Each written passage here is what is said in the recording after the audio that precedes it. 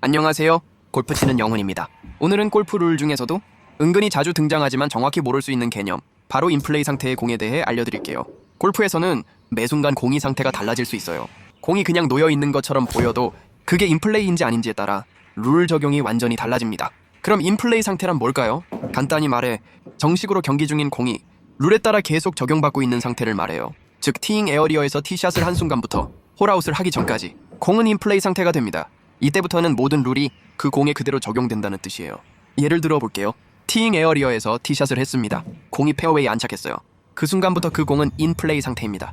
이제부터는 함부로 손으로 만지거나 위치를 바꾸거나 룰에 어긋나는 방식으로 건드리면 벌타가 발생할 수 있는 거죠. 그럼 공이 인플레이가 아닌 순간은 언제일까요?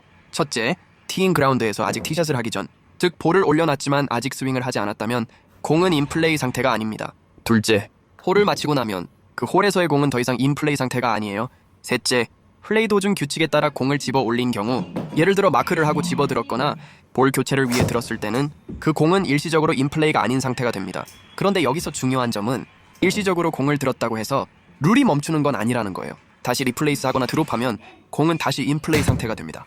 그렇다면 인플레이 상태의 공은 어떤 제한을 받게 될까요? 대표적으로는 이런 상황들이 있어요. 첫째, 공이 움직였을 경우 인플레이 상태의 공이 외부 요인 없이 움직이면 1벌타가 부과되고 공은 원래 위치로 다시 놓아야 합니다. 둘째, 공이 손이나 클럽에 의해 실수로 움직였을 경우 퍼팅 그린 위라면 무벌, 그 외 장소에서는 보통 1벌타가 적용돼요. 셋째, 공을 다른 공이나 사람에게 맞췄을 때 그 상황에 따라 벌타 여부가 결정되죠. 이처럼 인플레이 상태라는 건 공이 현재 경기 중에 영향을 받고 있는 상태라는 걸 정확히 이해해야 합니다. 자, 그럼 공이 인플레이 상태가 되는 정확한 순간은 언제일까요?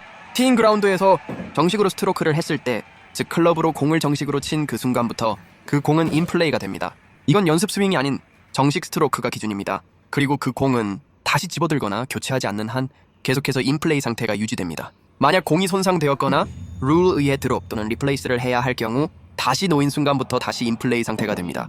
정리해볼까요? 인플레이 상태란 티샷을 정식으로 한 순간부터 홀아웃을 하거나 공이 규칙에 따라 더 이상 사용되지 않을 때까지 계속 유지되는 상태를 말합니다. 이 상태의 공은 모든 룰에 적용을 받기 때문에 어떤 행동이든 조심해야 해요. 예를 들어 공 근처에 루스 임페디먼트를 치우다가 공이 움직였다면 그게 인플레이 상태였다면 벌타가 발생합니다. 그래서 공을 치기 전 항상 이 공이 인플레이 상태인지 아닌지 정확히 파악하고 움직이는 게 중요합니다. 마지막으로 꿀팁 하나 드릴게요. 그린 위에서 퍼팅을 하기 전 마크를 하고 공을 들었다면 그 순간 공은 인플레이 상태가 아닙니다. 하지만 다시 놓는 순간부터 다시 인플레이 상태가 되니 퍼팅 전 위치나 방향 조절할 때 꼭 마크하고 움직여야 불필요한 벌타를 피할 수 있어요. 지금까지 골프 치는 영훈이었습니다.